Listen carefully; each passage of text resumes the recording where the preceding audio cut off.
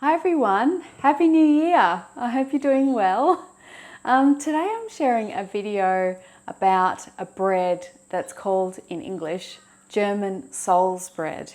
Now I've never been to Germany, unfortunately. I'd love to go, but apparently this style of bread is very popular there.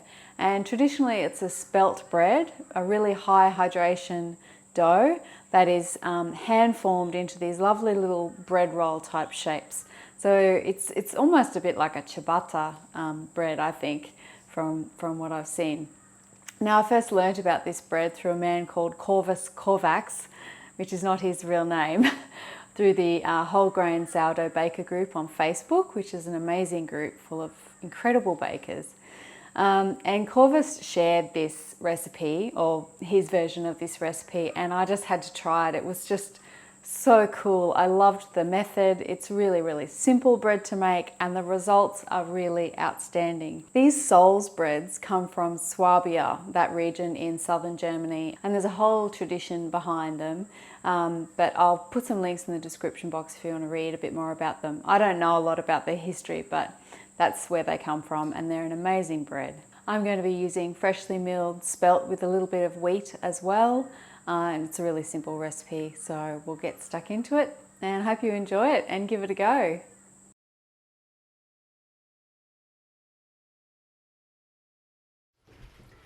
So for my Souls bread recipe, I'm using 300 grams of flour, and traditionally these are made in different ways, but mostly using spelt from what I can gather.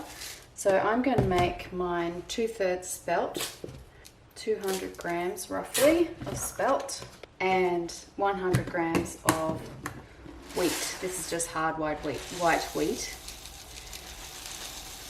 to make 300 grams. And then I'm just going to mill that to make my flour.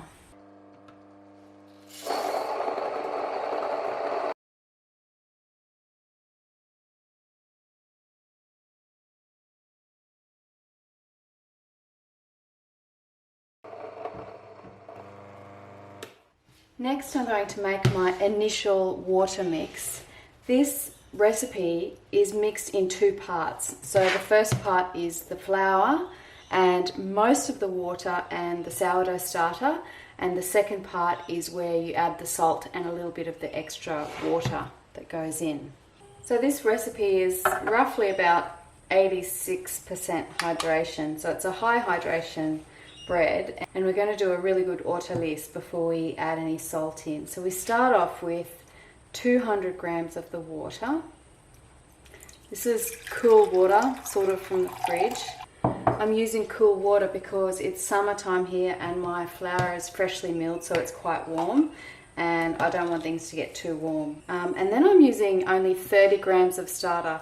This is where my recipe varies fairly significantly from Corvus Corvax's recipe. I'm just using old starter from the fridge. This is just a bit I took out before my husband used the rest of it for his bread. But I'm just using old starter and I find that that works pretty well. Just mix that in really well with the water till it's all fully dissolved. So this is 200 grams of the water. We use 260 grams in total, but I've got, I'm going to use another 60 grams to mix in with the salt after this initial hortalice. So the starter and that water is really well mixed. You just dump that into the flour and then I'll just stir that round. You don't want to do any kneading or anything at this stage. You just really just wanting to hydrate your flour with the water. So I just use a spoon, just do whatever method you like. Just want to basically just mix it until there's no more dry bits left, which is about nearly there. That'll do, and a little bit more. I've milled that flour quite finely. You can use store-bought flour too. You don't need to have freshly milled flour, but just get unsifted 100% whole grain spelt and wheat flour. So that's the flour hydrated. Now I'm going to leave that for 1 hour. So that's going to give it a really good hortalice, which is going to fully hydrate all the bran, and it's going to give it a beautiful texture. And then we're going to add the salt with the remainder of the water. I also get the water and the salt, the second portion of the water and the salt measured out, and the salt all dissolved. That way when the hour is up for the hortalice, it's all ready to go. So I'm going to need 60 grams of water, and then I use a bit less salt than Corvus does in his recipe. He uses a smaller amount of flour and uses 5 grams of salt. I'm still going to use 5 grams of salt, but I'm using more flour. Mine's about 1.8%-ish. His is about 2.2%. Oops, I put 6 grams in. Never mind. Oh dear, that was funny. So I just mix it around with the water and the 60 grams of water, and then when that hour is up, I just mix those two together, which I'll show you when that time comes. Well, it's been an hour now, and I apologise for the difference in sound quality. I didn't actually have my microphone plugged in before, which was a bit annoying. Sorry about that. Yeah, so it's been an hour. The flour and water and starter have been soaking and just really hydrating really well without the salt to constrict any of the gluten development. And now we're going to add the final portion of the water with the salt dissolved into it. So you just pour that on, and then just with clean hands, just mix that through. There's probably lots of ways to do this. I just kind of squish it around, flatten the dough out so it sort of comes in contact with the water. It takes a few minutes to get this water squished into the dough, but it doesn't take too long. This technique is called the bassinage technique, and what it does is it allows the dough to form strong gluten bonds and get a nice gluten development at a lower hydration. And then once the gluten has all hydrated and developed a nice sort of structure through that hortalice, you add the remaining water and the salt to really up the hydration of the dough. So it's a really good technique. I have played around with it before, and lots of whole grain sourdough bakers have figured out that this lends itself really well to whole grain sourdough. So all of that water and salt is mixed in now. You can tell the salt is through the dough when it starts to get really sticky. So that's all you need to do really. You don't want to overhandle it, just mix that in. And now all we're going to do is stretch and fold this dough about every half an hour for a few hours until it starts to get puffy. And then we're going to put this in the fridge and leave it there until we're ready to bake. It's really easy. So I'll probably bake these Souls breads tomorrow morning, I think. So this is the first stretch and fold. You just want to wet your hand and then gently pick the dough up, stretch it out. You can see it's quite wet and floppy. It will become more firm as we go along. Stretch it up and fold it over itself. Don't tear the dough, just pull it gently and go around until you start feeling it firm up. You really want to avoid tearing any of the gluten strands in the dough. We're just adding a bit of tension. See how that didn't pull up too much? So you want to stop there. And we'll just let that rest for the next half an hour and keep on going every half an hour, just for probably an hour or two. And this is the second fold.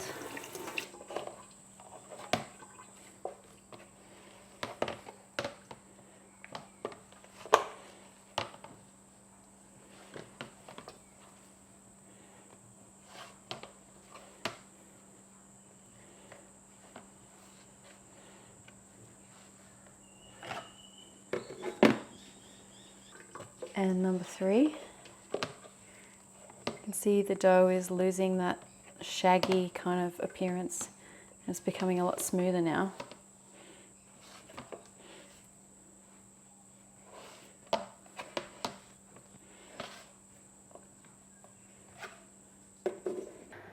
Oh, let's have a look.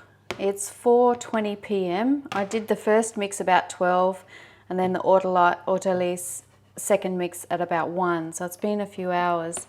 I got caught up on the phone with my dad. So I haven't done a stretch and fold for about an hour and a half. It's starting to get a little bit puffy. Basically, once the dough starts to get a little bit gassy, we can just put it in the fridge to bake the next day. But I'm just going to keep stretching and folding that. It's starting to get a little bit puffy, a few little air pockets in there, but it'll need a bit longer. Hey folks, well, it's after 6 p.m. and the dough is getting a fair bit puffy. So I'm just going to give it one more final little fold, and then I'm gonna, wow, yeah, it's getting pretty well fermented. That's okay. Just really gentle final fold. And then I'm gonna put it in the fridge. Normally I wouldn't leave this as long, but my afternoon took a bit of an unpredictable turn, unfortunately. But everything's okay and the dough is not lost. So I'll put that in the fridge now overnight, and I'm gonna bake that tomorrow sometime. Normally this would take, 3 or 4 hours, maybe even longer.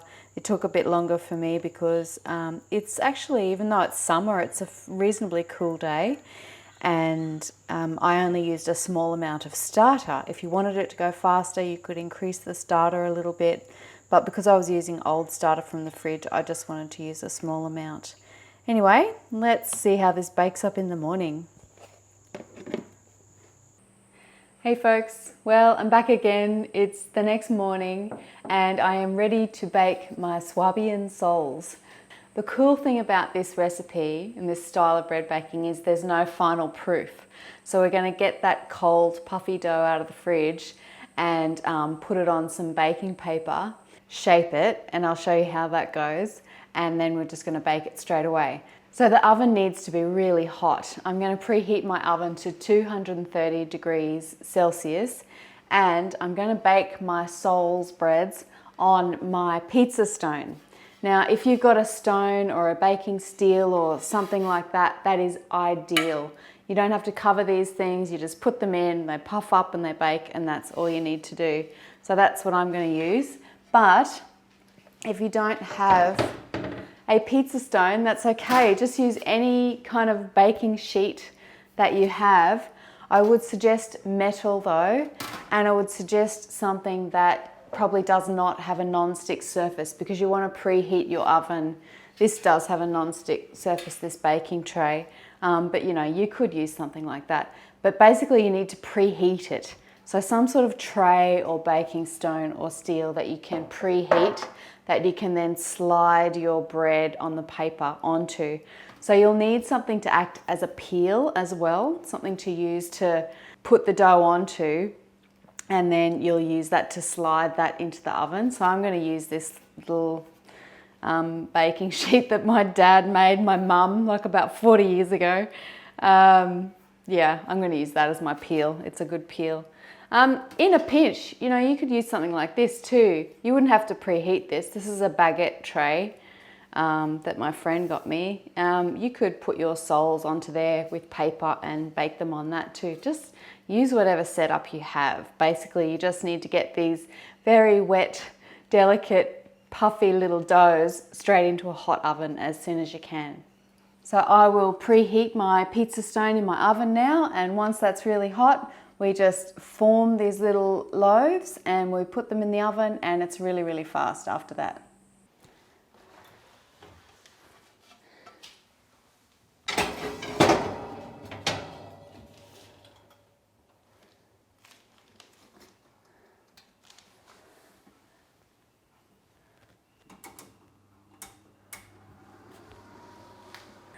The oven is preheated. It is now time to bake the bread. So here's the dough. It's very cold. You just take it straight out of the fridge.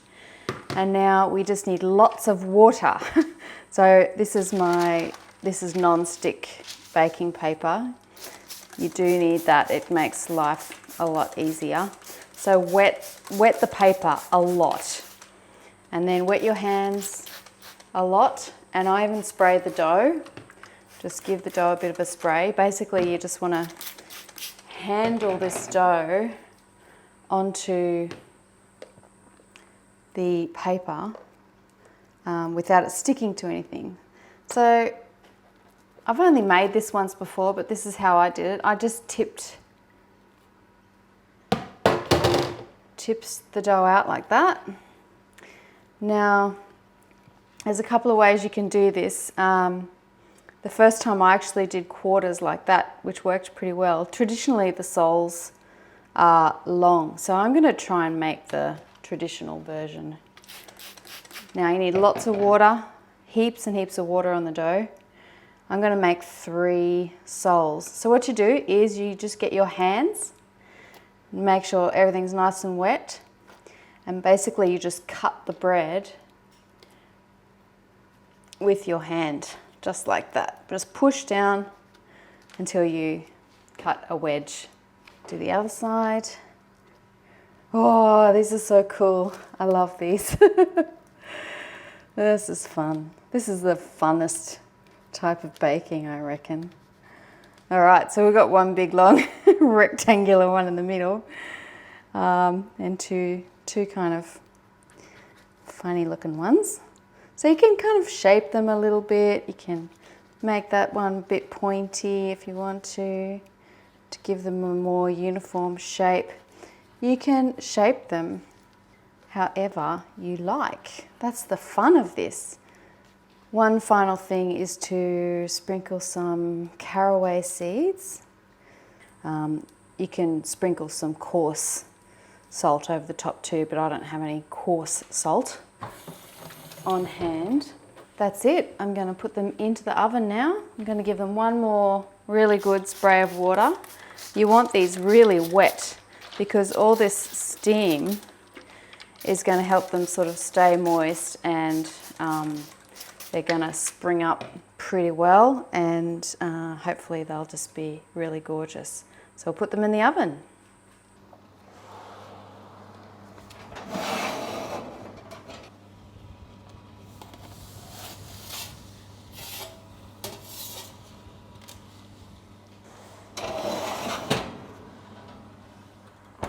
And set your timer for 20 minutes.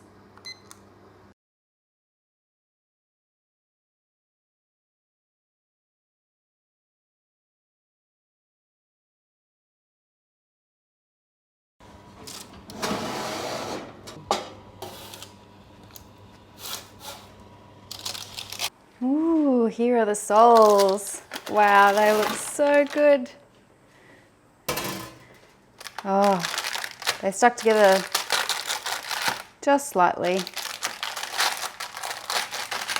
have to, oh, look how bubbly they are on the bottom. Wow.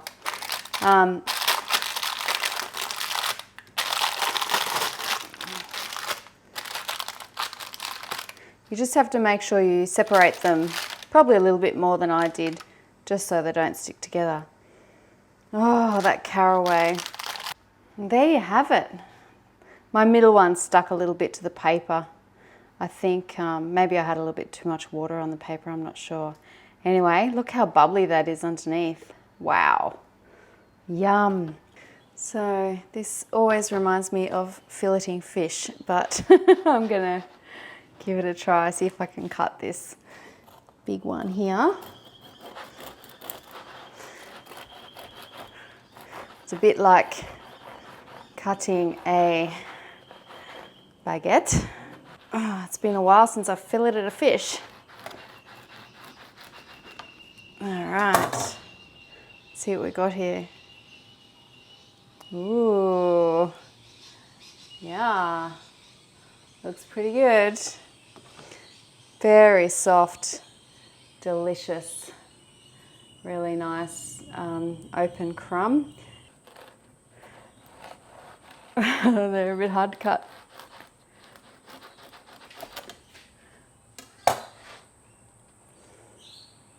Ooh, look at that one. Yum. Lovely. So good. Oh, the flavor's incredible in these things. I'm going to try one of these with a bit of hummus. Ah, the caraway is so good. This is just homemade hummus that I made yesterday. Nice and garlicky and lemony.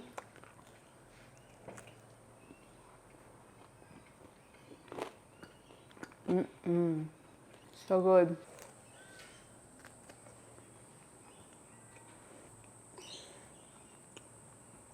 That is just the best food. A few greens from the garden, or a nice bowl of hot soup if you're not in summertime like I am, and that's a perfect meal. Anyway, thanks everyone. Hope you enjoyed the video. I'll see you again soon. Bye.